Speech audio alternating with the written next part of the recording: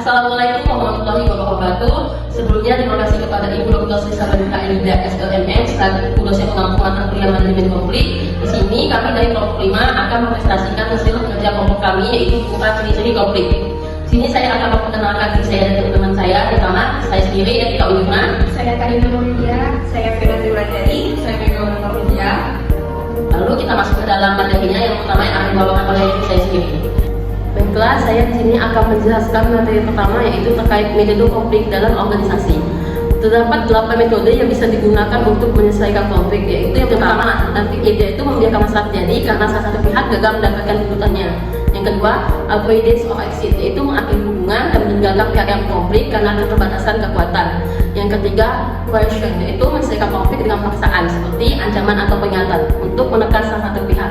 Yang keempat, negotiation, menyelesaikan konflik dengan perundingan damai dan mencari jalan tengah yang tidak merugikan kedua belah pihak. Yang kelima, conciliation, yaitu penyatuan beberapa pihak yang bersengketa untuk menyelesaikan konflik secara damai. Yang keenam, mediation, yaitu melibatkan pihak ketiga yang netral untuk membantu mencapai kesepakatan dalam menyelesaikan konflik. Yang ketujuh, arbitration, yaitu pihak yang bersengketa menyerahkan masalah kepada pihak ketiga dan keputusan pihak ketiga menjadi final. Yang kedelapan atau yang terakhir yaitu adjudication, yaitu penyelesaian konflik dengan melibatkan pihak ketiga yang punya kuasa untuk membuat keputusan final yang bisa sesuai atau tidak sesuai harapan pihak yang konflik. Sekian penjelasan saya terkait materi pertama. Selanjutnya saya akan menjelaskan materi berikutnya. Baiklah, selanjutnya materi yang akan saya jelaskan terkait pola konflik. Ada 5 pola konflik. Yang pertama, konflik vertikal, yang terjadi antara individu atau kelompok dengan kedudukan yang berbeda seperti antara atasan dan bawahan.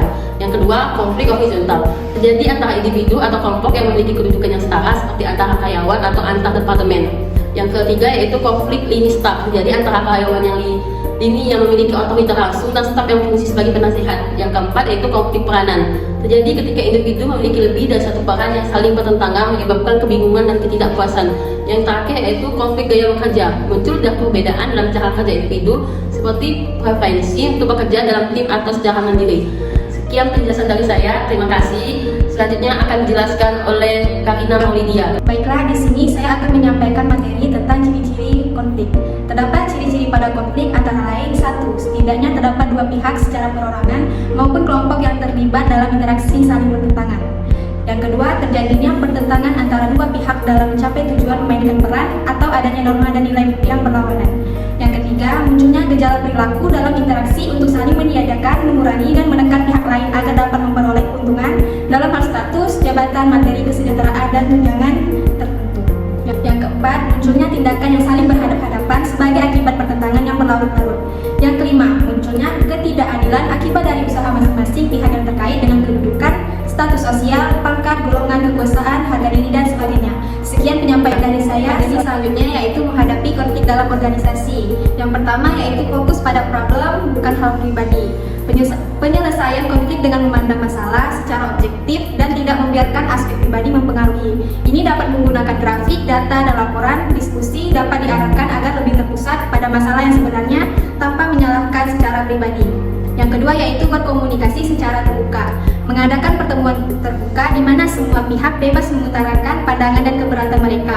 Misalnya konflik relasi dan nilai. Hal ini karena relasi dan nilai merupakan sesuatu yang memiliki anggota dengan sifat dan nilai yang berbeda-beda. Komunikasi terbuka bisa memberi jalan untuk mengungkapkan persetujuan dan keberatan masing-masing demi diskusi lebih lancar. Yang ketiga yaitu minta pendapat pihak netral. Dengan melibatkan seorang mediator netral dari departemen yang dihormati oleh kedua belah pihak, mediator mengadakan pertemuan terpisah untuk memahami masalah, lalu mengatur sesi mediasi bersama dalam sesi tersebut. Kedua, departemen menyampaikan pandangan mereka dan bekerjasama mencari solusi. Selanjutnya yaitu bersikap adil terhadap semua anggota tim. Semua anggota tim harus merasa puas dengan hasil penyelesaian konflik. Solusi yang dihasilkan harus etis, adil, dan mengikuti kebijakan organisasi untuk menghindari ketidakpuasan dan memastikan semua pihak merasa diperlakukan secara adil. Sekian penyampaian dari saya. Selanjutnya, terima kasih. Materi selanjutnya akan dijelaskan oleh Fiona Triwulandari. Jadi di sini saya akan menjelaskan tentang mengelola konflik dalam organisasi.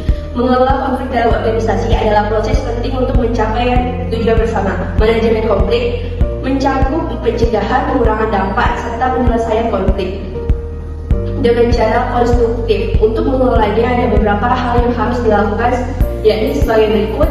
Yang pertama itu memahami apa permasalahan konflik tersebut, dan yang kedua kita mendeteksi permasalahan konflik tersebut, dan yang ketiga itu kita mendiagnosa timbulnya konflik tersebut, dan yang keempat itu menyepakati solusi konflik yang tepat yang dimana timbulnya konflik tersebut, dan yang kelima itu mengevaluasi berjalannya solusinya itu untuk kita mengetahui mana timbulnya konflik. Sekian materi yang saya sampaikan, selanjutnya akan dilanjutkan oleh Mega Wulari Lydia. Konsekuensi dari konflik dalam organisasi ada dua. Yang pertama itu ada yang negatif.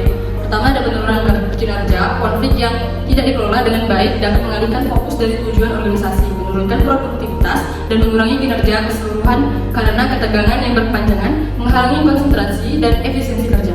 Yang kedua ada disintegrasi tim. Konflik dapat menyebabkan perpecahan dalam tim, menghambat kolaborasi dan kerjasama antar anggota, menciptakan suasana kerja yang tidak sehat, mengurangi moral tim, dan mempengaruhi dinamika kerja secara negatif. Selanjutnya ada beban psikologis. Konflik yang tidak terselesaikan dapat menimbulkan stres dan beban psikologis bagi karyawan, mempengaruhi kesehatan mental dan kesejahteraan mereka, serta menurunkan motivasi dan kinerja individu. Penggunaan sumber daya yang tidak efisiensi. Waktu dan sumber daya yang seharusnya digunakan untuk mencapai tujuan organisasi sering terbuang untuk menangani konflik, mengakibatkan pemborosan, ketidakpuasan di kalangan anggota, serta mengurangi efisiensi dan efektivitas operasional. Selanjutnya ada positif, dinamika organisasi. Konflik dapat membuat organisasi lebih dinamis dengan memicu perbedaan pendapat yang mendorong inovasi dan solusi baru, yang akhirnya meningkatkan kinerja dan produktivitas. Selanjutnya ada pengalaman berharga. Konflik memberikan kesempatan untuk meningkatkan kemampuan manajerial dan interpersonal. Pimpinan yang berhasil mengelola konflik dengan baik akan menjadi lebih hati-hati dan strategis dalam pengambilan keputusan.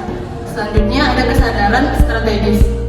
Konflik antar kelompok dalam organisasi meningkatkan kesadaran anggota terhadap strategis dan ketidaklawan serta memperkuat solidaritas internal.